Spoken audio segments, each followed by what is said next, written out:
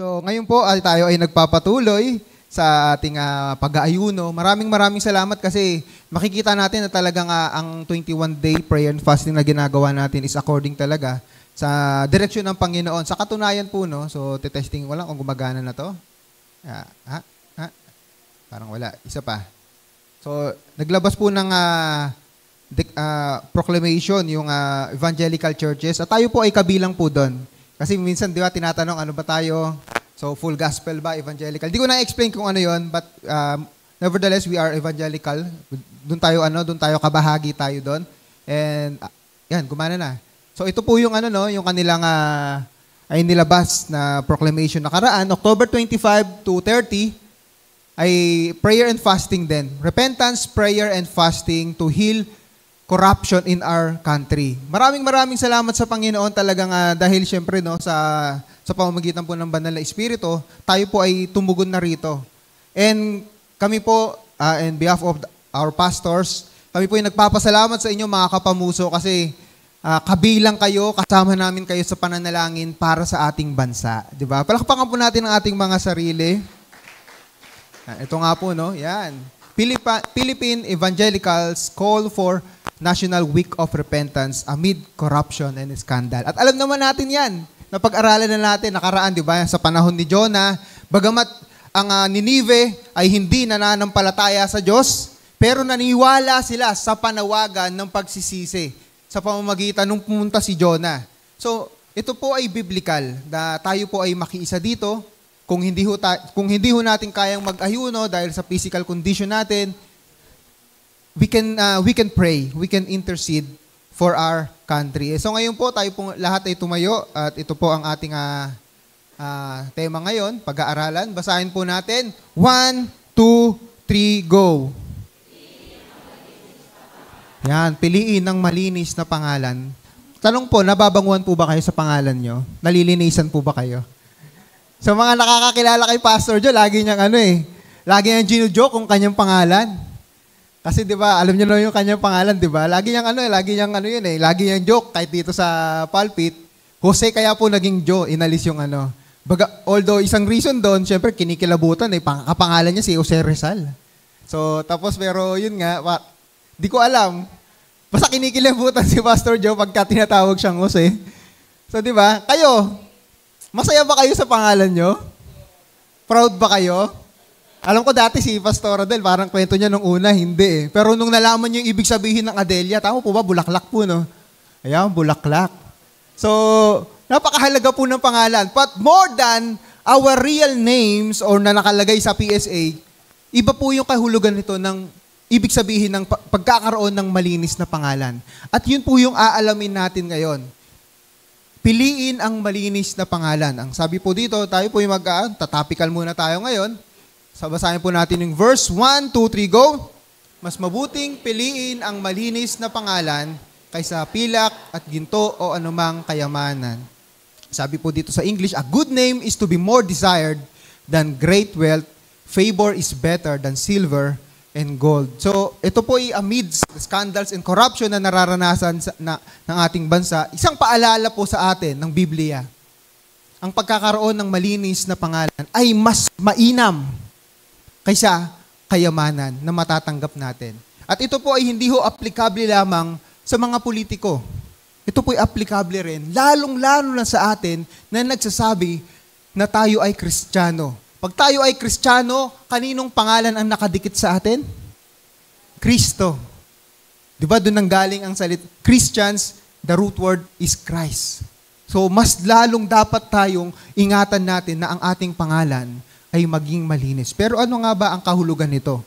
Ano ba ang implication nito sa pagkakaroon ng malinis na pangalan? At ito po ang ating aalamin ngayong araw na ito. Tayo po ay manalangin. Maraming salamat po, O Diyos, dahil sa paalaala po sa amin ngayon na kami po ay magsumikap na hangarin, piliin ang magkaroon ng malinis na pangalan na sa iyong harapan at sa harapan ng aming kapwa. Ito po higit pa sa pagkakaroon ng magandang reputasyon Merong maralim na dahilan, Panginoon. At ang dahilan na ito ay siyang aming pag-aaralan ngayon at siyang aming sisikapin na isabuhay sa pamamagitan at sa tulong ng Banal na Espiritu. Pagpalain niyo po kami sa pag-aaral ng iyong salita. Sa pangalan ni Jesus, Amen. Yan. So, para malaman muna natin kung ano ba ibig sabihin ng piliin or ang malinis na pangalan, we need to describe sino ba yung may malinis na pangalan? Kaya tinanong natin kanina eh.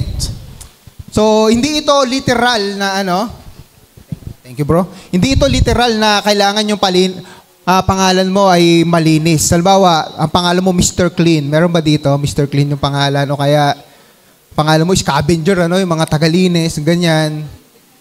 So, ito ay figurative na symbolikal na tatlo ang ibig sabihin. Pero bago yun, tignan muna natin ito. Ano yung nakikita nyo dyan? Mga nanay, expert yan dito.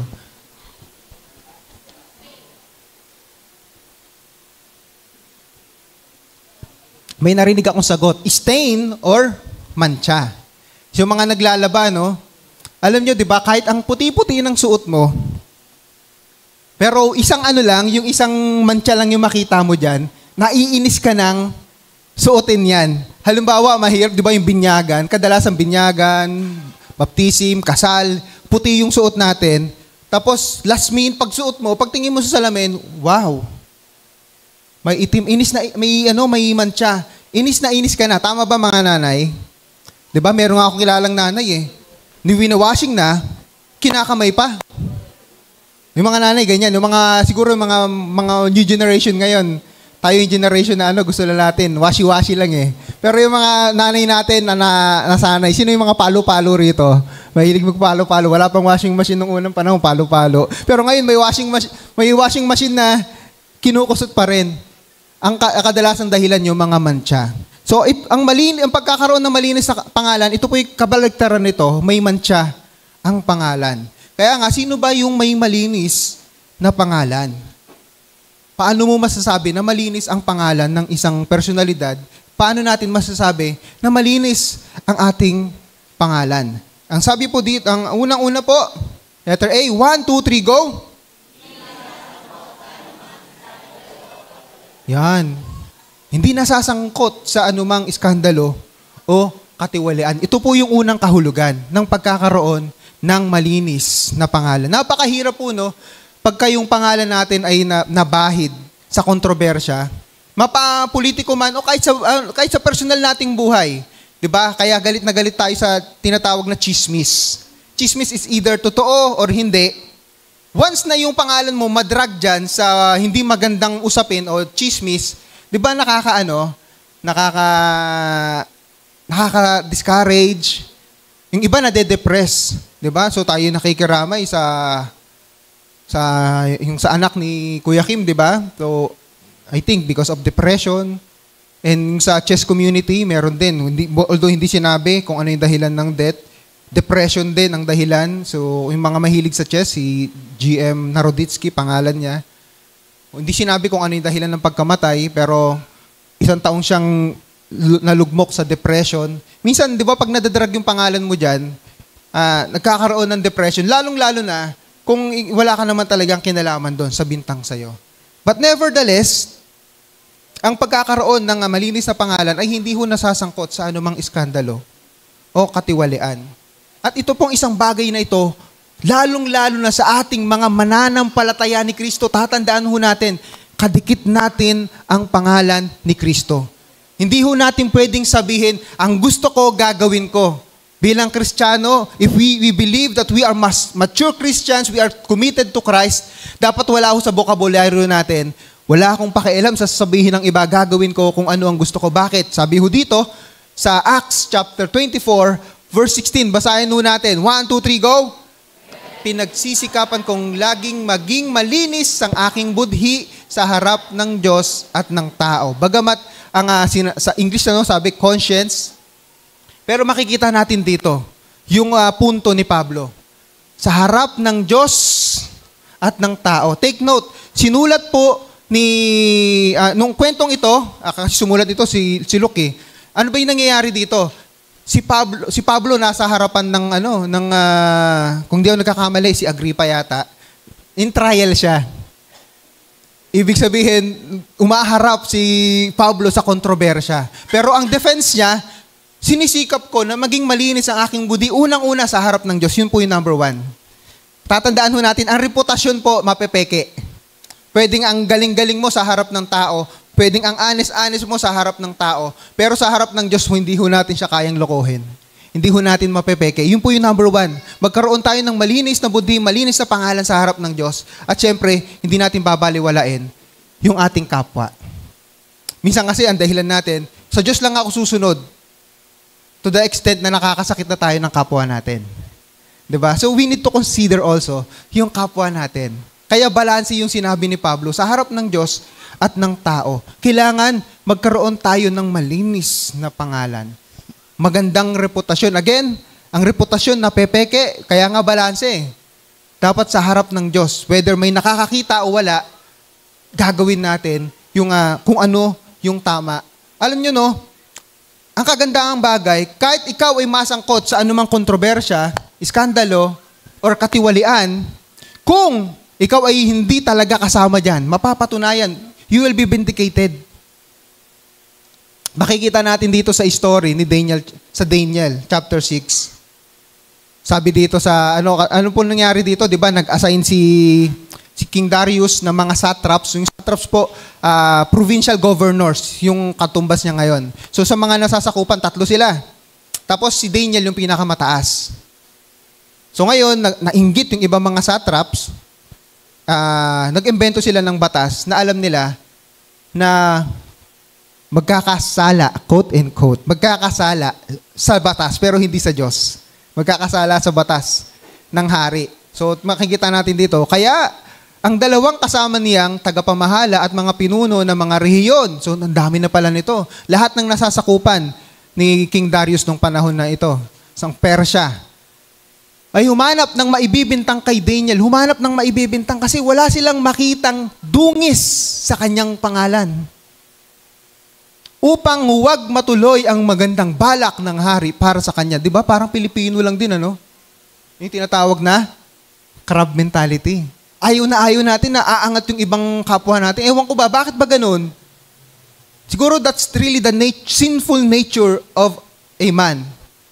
Na pag nakikita natin na uungusan tayo, parang gusto natin ibagsak sila. Tatandaan po natin, hindi ho tayo nakikipagkompetisyon sa kapwa natin. Dapat ang kakompetisyon natin yung sarili natin. Nagigets natin? Ano yung difference? Ibig sabihin, yung standard mo, hindi nakatingin sa kapwa natin.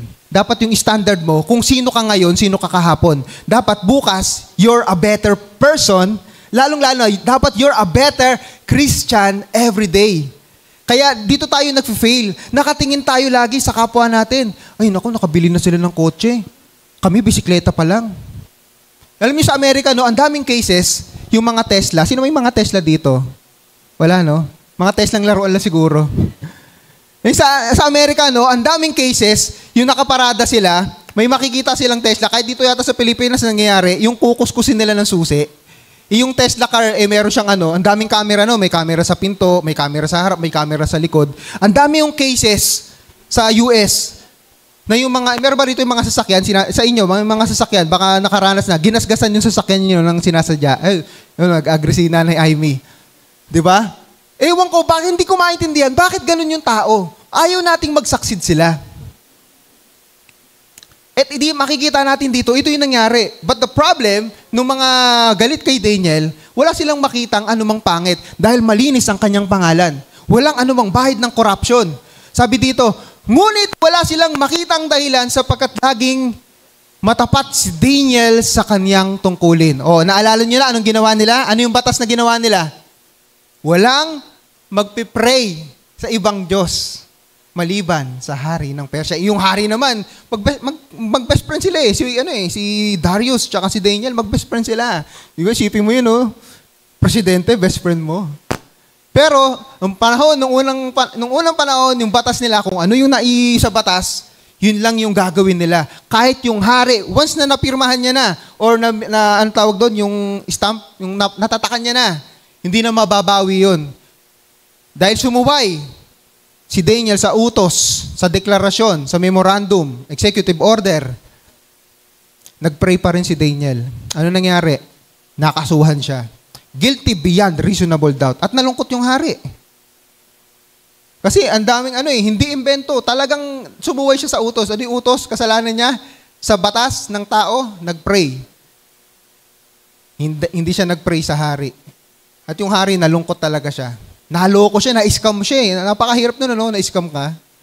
Hindi siya na-scam ng pera. Kaso nga lang, mahal mo yung tao. At to make the story short, alam na natin, vindicated siya. Walang nakitang kasalanan. Hindi siya kinain ng mga leon.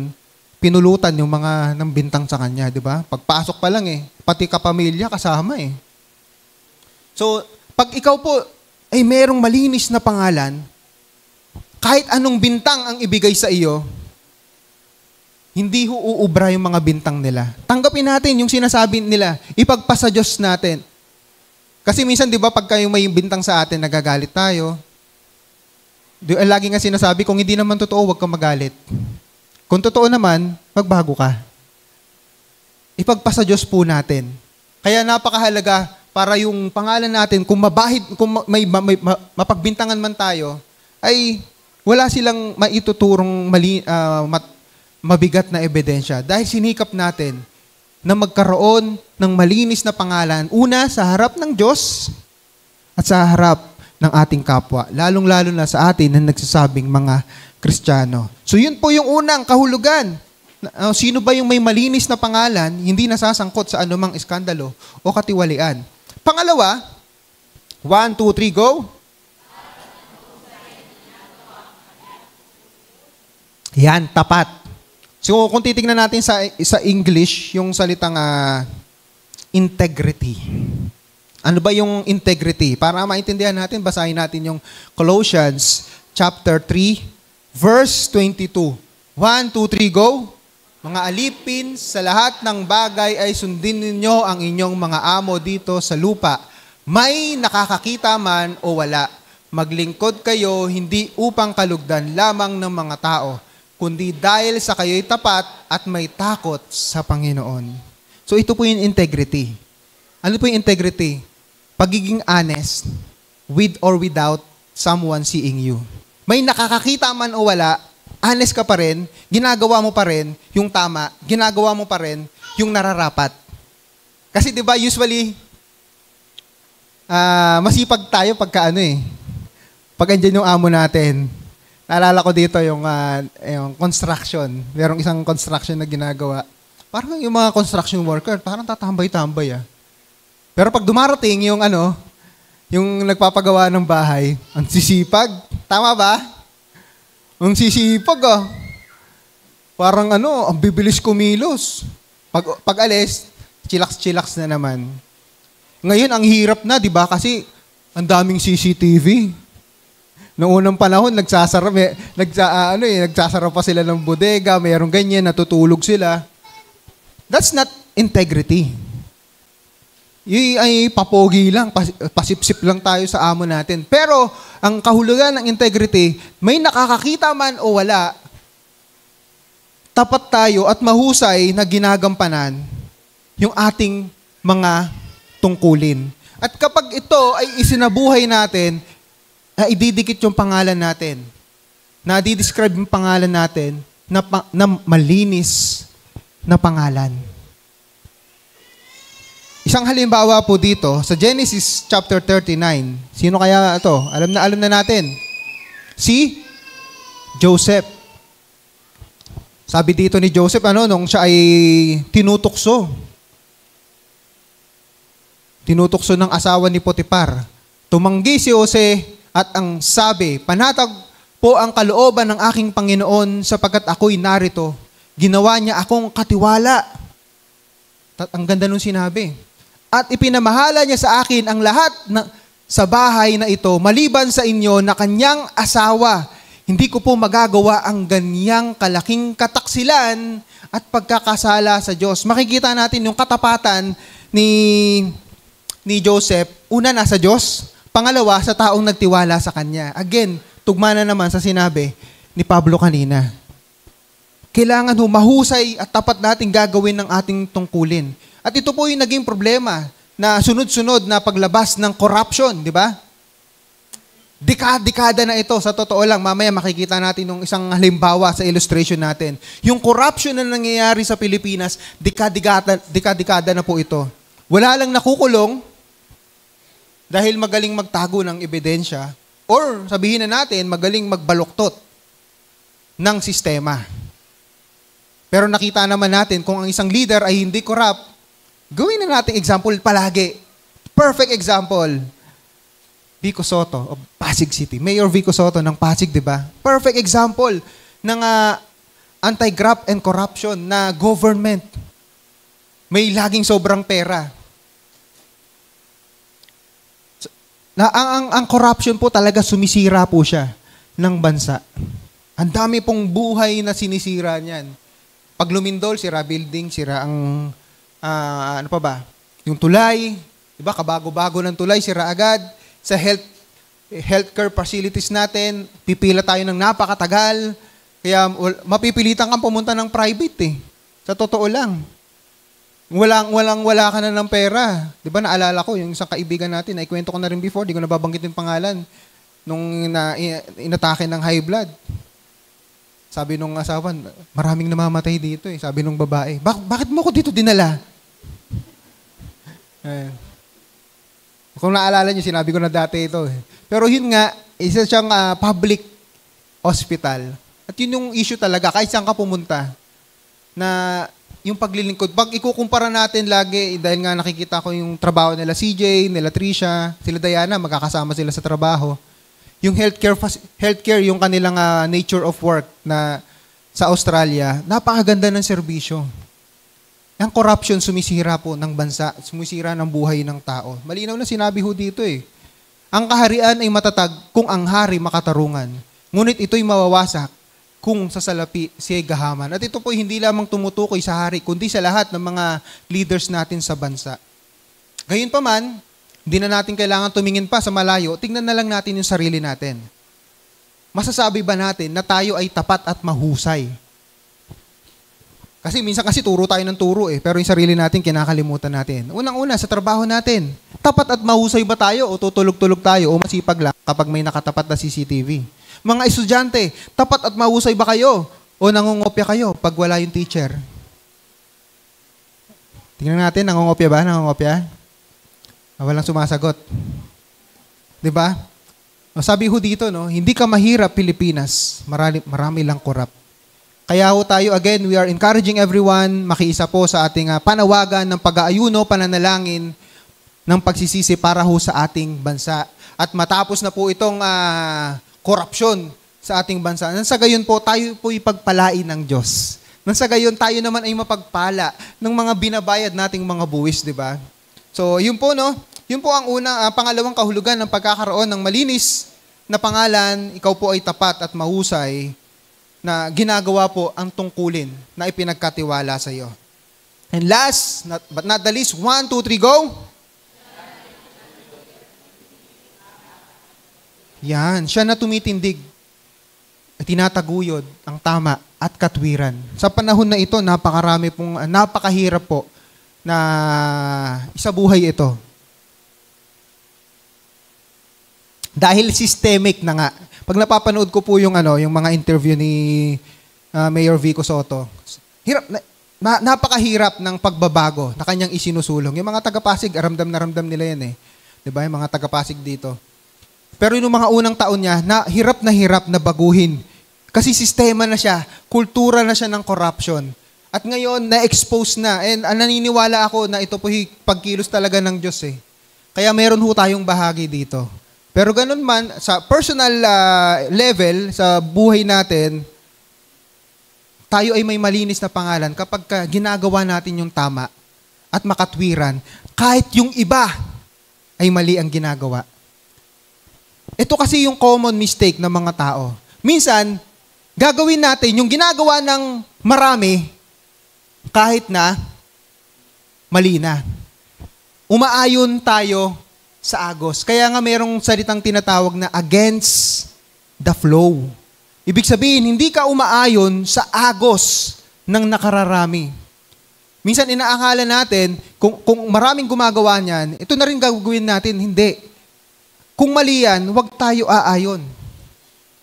Sabi ho dito sa Isaiah chapter 1 verse 17, pag-aralan ninyong gumawa ng makatwiran, matuwid, righteousness, pairalin ang katarungan, tulungan ng naaapi, ipagtanggol ninyo ang mga ulila, tulungan ang mga byuda. So ito po again, alam na natin yung story nito. Nung unang panahon, kawawa po ang mga ulila at byuda at lagi ho nababanggit ng Panginoon yan, ano? Napaka-espesyal ng kanilang pagtingin. Kasi nung unang panahon, sila yung, sabihin na natin, less fortunate. Kasi wala silang mga kapamilya. Usually, wala nang, minsan nag-aaruga sa kanila, minsan nag-iisa na lang sila. Hindi tulad ngayon, ang dami ng mga kapamilya natin nag-aalaga, minsan may mga institution, agencies. Pero again, yung punto dito, the principle na itinuturo sa atin, gawin natin yung mga tamang bagay. Ano yung mga makatwiran, yung katarungan, pagtulong, pagtatanggol sa mga ulila, sa mga nangangailangan. Ito po yung kailangan nating gawin. Ang problema po, sa pagdami po ng paglala ng korupsyon sa bansa natin, naging makasarili. Nakatuon lagi sa sarili. At ito po'y babantayan din natin, ano? Again, yung sinasabi ho natin, hindi lamang po ito para sa mga leaders natin, mga political leaders. Ito po'y applicable din sa buhay natin. Babantayan natin. The moment na nakatuon ka na sa sarili mo, dun yung bantayan mo yan kasi delikado yan. Diyan nagsisimula yung corruption. Kapag kayong priority mo na yung sarili mo, in expense to the benefit of others. Yung nasa sakripisyo mo na yung iba. Yung natatapakan mo na yung iba. Doon nagsisimula.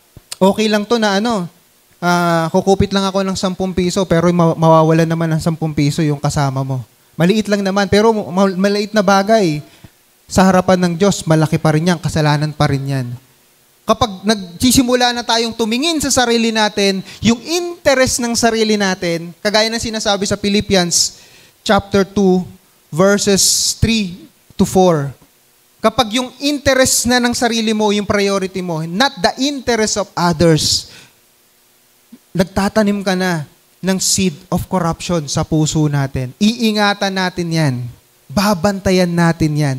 Kasi ako po, naniniwala ako, ito po ang aking paniniwala, marami po sa mga tumatakbo ng mga leaders, nagsimula na maganda ang intensyon, pero nakakain ng sistema. Sabi nga ni Mayor Vico, nagpapasalamat siya kasi meron siyang mga nagtuturo sa kanya, nag-guide sa kanya, sasabihan siya, parang mali na po yung ginagawa nyo. Ayun po, according po sa interview niya yun, just isipin, di ba napakahirap po mag-correct ng isang tao na makapangyarihan? Ikaw ba kaya mo bang sabihin ng nanay mo, Mama, mali yung ginagawa mo. Mapalo ka pa niyan, masampal ka pa niyan eh. Anak lang kita! Wala kang karapatan pag sabihan ako. Di ba? Yung mga amo mo sa trabaho, kaya mo bang pagsabihan yan? Di ba napakahirap? Pero si Mayor Vico, alam niya yung pangangailangan ng pagkakaroon ng mga righteous counselors. Para Para po sa kapakanan ng kapwa, para sa paggawa ng tama. Ang pagkakaroon ng malinis na pangalan ay tinataguyod at hindi tinitindig kung ano ang tama at makatwiran. Sapagkat ang pagiging greed po, ito po'y sumisira sa ating bayan. Sabi po dito sa Proverbs 15:27, ang gahaman sa salapi ay nauuwi sa kaguluhan, ngunit ang tumatanggi sa suhol ay mabubuhay ng matagal. Kaya nga, knowing this, ulit yung tatlong ito? Ano yung letter A? May kopya ba kayo? Una, hindi nasasangkot sa anumang iskandalo o katiwalian. Letter B, tapat at namumuhay na ginagawa ang kanyang tungkulin. At letter C, siya itinataguyod at tumitindig sa tama at katwiran. Yan po yung definition ng pagkakaroon ng malinis na pangalan. So ngayon, bakit naman pipiliin natin ang malinis na pangalan?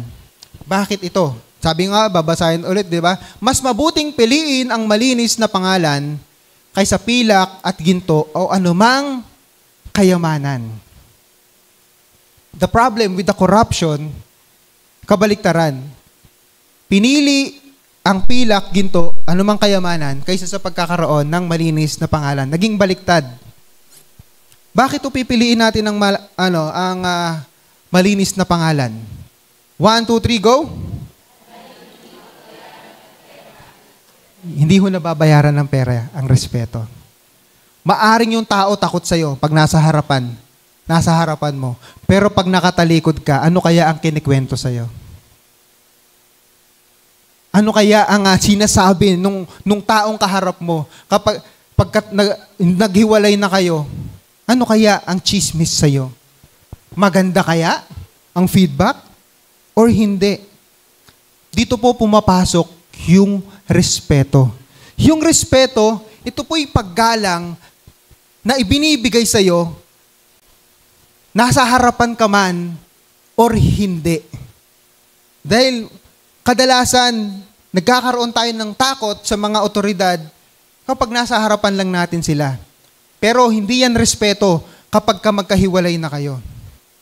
Parang yung although mali nung ginagawa namin dati nung high school, kasi meron kaming teacher na galit kami sa kanya . Hindi ko nagkikwento kung ano yung ginagawa niya, pero galit kami sa teacher na yon. Takot kami pag nasa harapan. Pero pag wala na, kung ano-ano na yung sinasabi namin, mali po yun, That's not respect.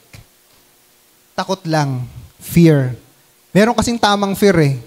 Yung fear na because baka maparusahan ka. Pero yung fear, yung pangalawang klase ng fear, ito yung maganda. Yung dahil natatakot ka masaktan yung tao. Nire-respeto mo kasi siya . Naalala ko dito nung nagtatrabaho pa ako dati sa Petron. Gasoline boy ako dati . Marami kaming mga mga kalokohan na ginagawa doon. Pero dumating yung time, syempre, nagsisi tayo. Kaya umalis ako doon . And wala kaming, kasi minumura kami ng amo namin. Sa totoo lang, pag dumarating, takot kami. Talagang minumura kami. Yung mga empleyado na minumura, alam niyo yung pakiramdam, di ba? Pero wala tayong magawa . Siya nagpapasahod . Nakakatikim kami ng mura.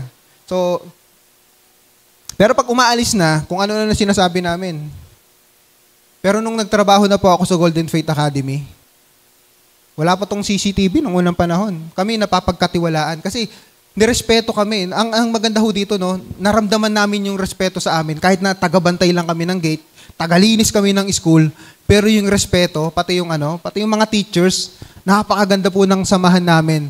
And because of that, wala akong dahilan para magloko ako . Walang dahilan para suklian ko ng masama. Sa katunayan, yung huling araw ko nga doon, kasama ko yung mga teachers, sila Sir Raynel, sila Sir Adam, Sir Mike, Sir Jonathan. 5 kami, alas 12, nagbibilyar kami sa Kainta . For the boys daw, tapos nag-McDonald's kami. Ginamit ni Sir Adam yung kotse. Pero ito yung talking about respect. Na kahit mag-isa ka na lang doon, gagawin mo yung tama. Bakit? Kasi sinuklian mo yung respeto na ipinagkatiwala sa'yo. So, ang respeto po, hindi po nababayaran ng pera yan. Parang sa election, di ba? Sabi nila, usong-uso pa rin daw yung yung vote buying . Kahit bayaran mo ng bayaran yung taong yan, kapag hindi ka nila nire-respeto, iboboto nila iba pa rin. Okay? So, bakit ito kailangan? Piliin natin ang malinis na pangalan. 1, 2, 3, go! Yan. Dahil nagbibigay ito ng karangalan sa pangalan. Pag binanggit ang pangalan mo, ano kaya ang one-word description ng kapwa mo? Magbigay tayo ng halimbawa, para mas madali nating maintindihan. Pag narinig natin ang pangalang Judas, ano ang nakadikit? Traidor. Di ba? Ang Judas, ang ganda ng pangalan, praise . Pero pag sinabi, ay Judas yan, sa kahulugan natin, traidor. Bagamat napakaganda ng pangalang Judas, wala tuloy nagpapangalan ng anak nating Judas, tutuksuin . Kasi yun yung description . Di ba? Meron pa nga sa jeep. Ito yung nasa jeep, yung mga sumasakay ng jeep. Sabi, God knows who does not pay. Sino nakabasa nun? Di ba? Nasa jeep yun. Ang sama ng pag sinabing Judas, hindi kahit ang gusto mong pangalanan ng praise, di ba? Sikat na sikat yung kantang praise. Praise the Lord, oh my soul. Pero hindi mo pangalanan yung anak mo na Judas, tutuksuin . Kasi nakadikit yung salitang traidor. Halimbawa po, si Thomas, ano yung nakadikit sa kanya? Nagdududa, doubting, Thomas. O magbigay naman tayo ng mga positive. Pag sinabing David, praise, di ba? Pag si Moses, humble. Yun sinabi ni God . Pag si Jonathan, Best friend. Eh yung pangalan mo kaya, ano kaya, sa school, kapag sinabing Procopio, bully, meron kayang ganon? O kaya, meron kaya sa atin sinasabi Pogi? Kung gusto nyo pong matawag na Pogi, pumunta po kayo, kayo sa mamalengke kayo, no? Ang daming tatawag sa inyo, Pogi. Ay, Miss Beautiful. Kayo minsan, sipag na sipag kayo mamalengke, no? Kasi sa bahay nyo, sa school nyo, sa trabaho nyo, di kayo natatawag na Pogi, no? Punta kayo ng palengke, kabi-kabilayan, tatawagin kayong Pogi. So, napakahalaga po na pipiliin natin ng malinis na pangalan. Kasi, kung ang pangalan mo katumbas niyan, yung description, di ba? One word, your name. Ano kaya ang nakadikit sa pangalan mo pagdating sa trabaho? Are you honest? Trustworthy? Or iba ang nakadikit? And letter C, last na po. 1, 2, 3, go. Yes. Kaya sinasabi ho natin, ang pagkakaroon ng malinis na pangalan, hindi lamang po ito panlabas sa kapwa natin. Unang-una po sa harap ng Diyos. Kasi nakikita ho ng Diyos kung tapat ho tayo, kung talaga sa mga ginagawa natin. At yung mga ginagawa natin, meron hong pagpapala sa Diyos yan. Ituloy natin yung binasa natin kanina sa Colossians chapter 3 verse 22. Ituloy naman natin ngayon sa verses 23 and 24. Ano man ang inyong ginagawa, di ba naalala niyo 22? May nakakakita man o wala, gagawin natin to. Di ba? Yun ang sabi sa verse 22. Ito yung karugtong, ano man ang inyong ginagawa, gawin ninyo ng buong puso na parang sa Panginoon kayo naglilingkod at hindi sa mga tao. Grabe yung level ng maturity nito. Di ba merong yung pag-aaral, itong last 2 months lang yata napanood ko yung balita, yung tinatawag sa trabaho, quitting and cracking. Are you familiar with that? Ito yung nagtatrabaho ka na lang pero wala ka nang gana magtrabaho para sa sahod. Nagtatrabaho ka na lang pero ayaw mo nang pumasok kasi toxic yung culture ng nature ng trabaho nyo. Di ba? Ito po yung nararanasan according sa psychology, cracking and quitting yata yung tawag dito. Pero paano ba natin mapapaglabanan yun? Paano natin babaguhin yung perspective natin? Kahit sa pag-aaral natin, mga estudyante, dumarating yung punto na tinatamad na tayo eh. Dito babalikan natin yung purpose natin. Bakit ka ba nag-aaral? Bakit ka ba nagtatrabaho? Maraming dahilan kasi meron kang pangarap. Pero dapat hindi natin isang tabi yung isang napakataas na purpose, higher purpose. Ano to? Yung naglilingkod ka sa Panginoon at hindi lang sa mga tao. Kaya gagawin mo ng tapat yung pagtatrabaho mo kasi para sa Panginoon. Nung sinabi sa verse 22, mga alipin, hindi ito ibig sabihin mga slaves.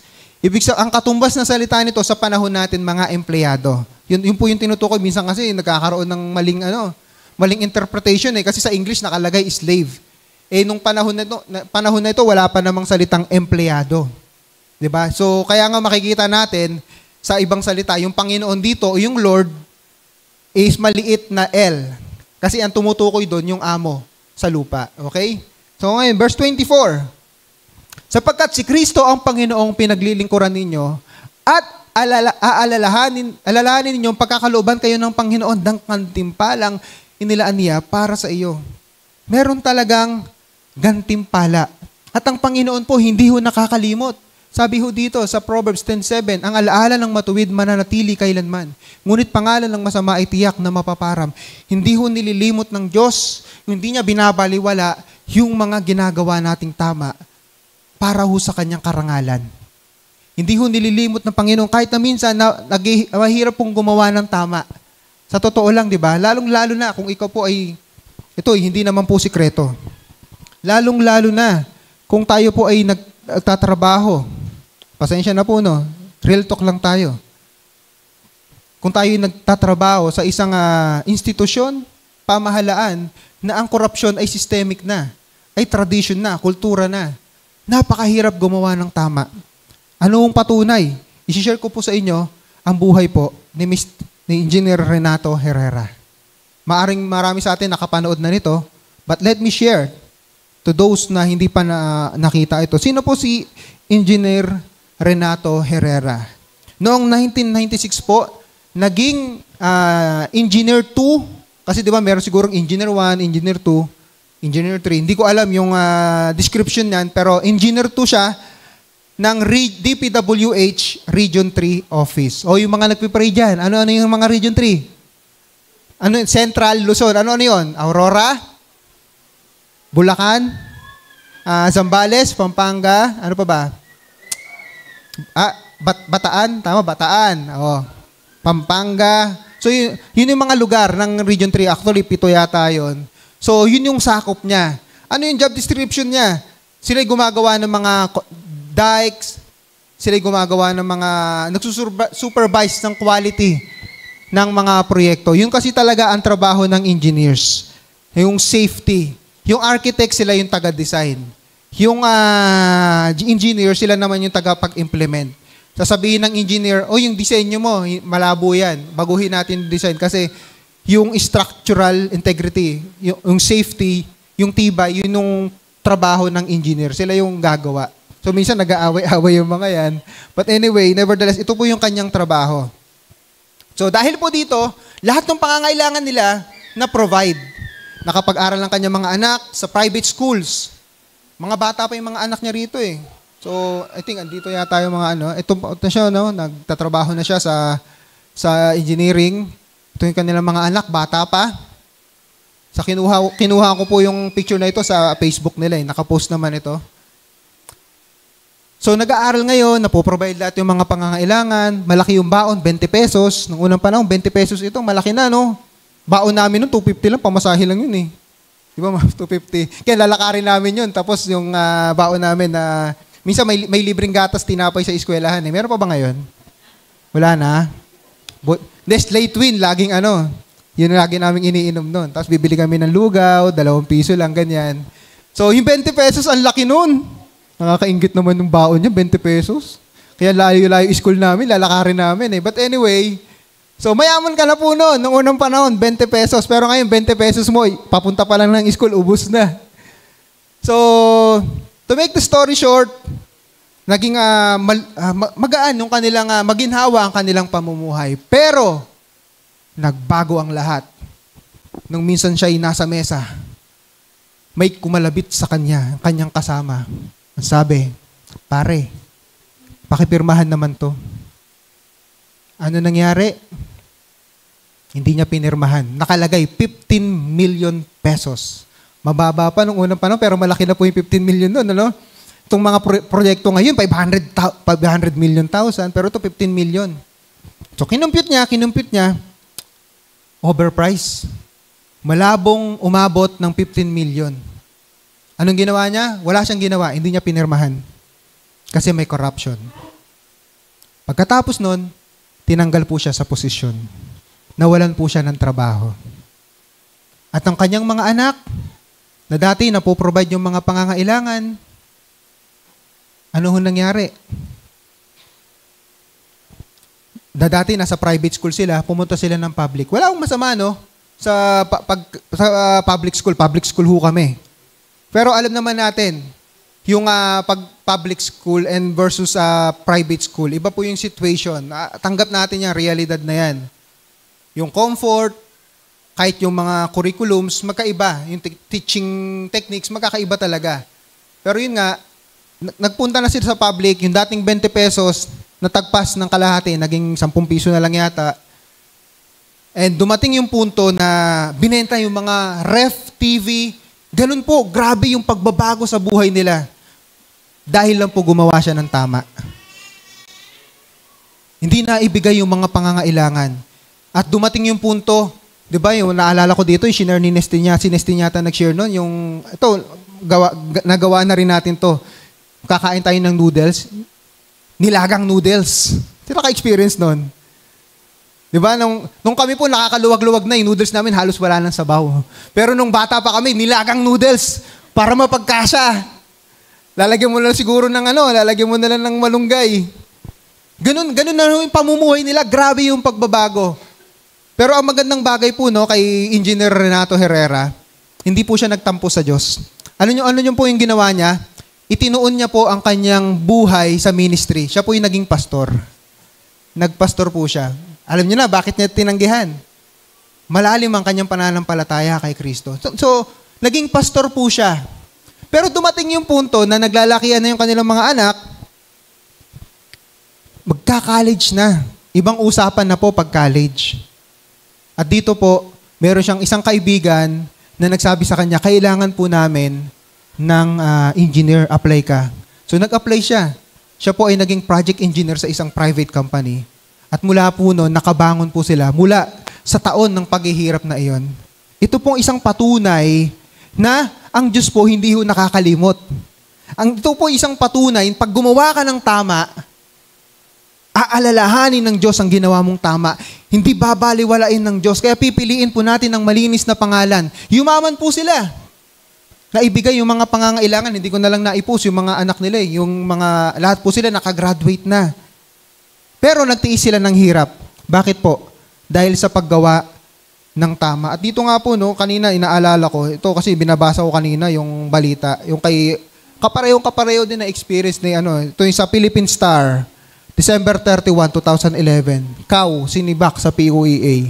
Yung amo po namin, si Attorney Kao, sinibak po siya dati. 1 week na lang, tsaka niya nalaman. Bakit po?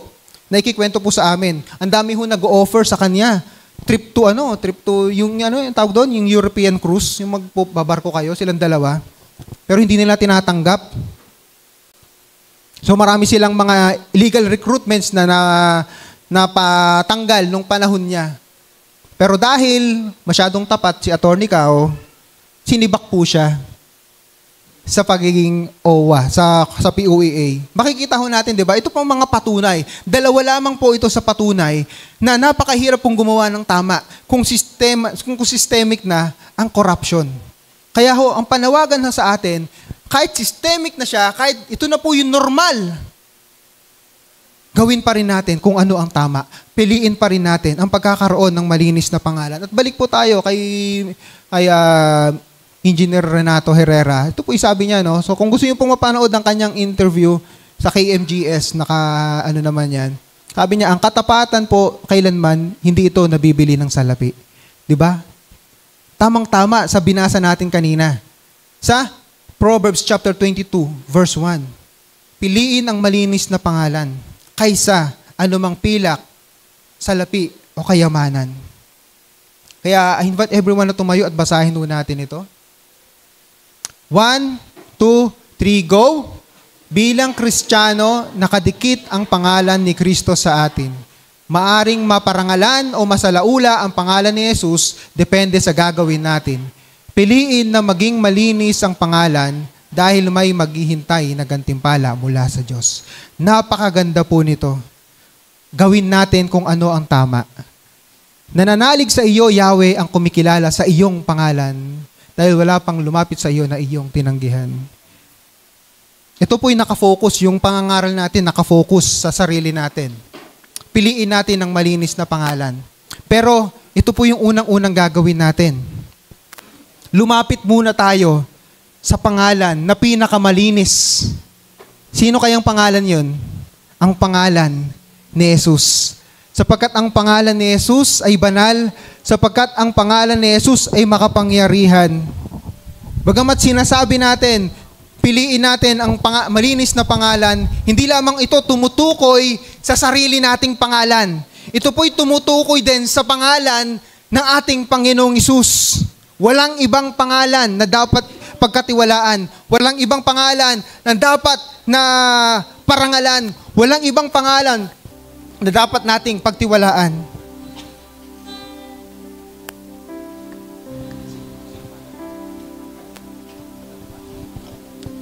Kaya tayo po'y lumapit. Una, sa ating Panginoong Hesus.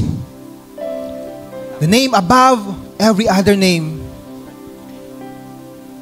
Pangalan na mapagkakatiwalaan natin. Can we just all pray? Lord,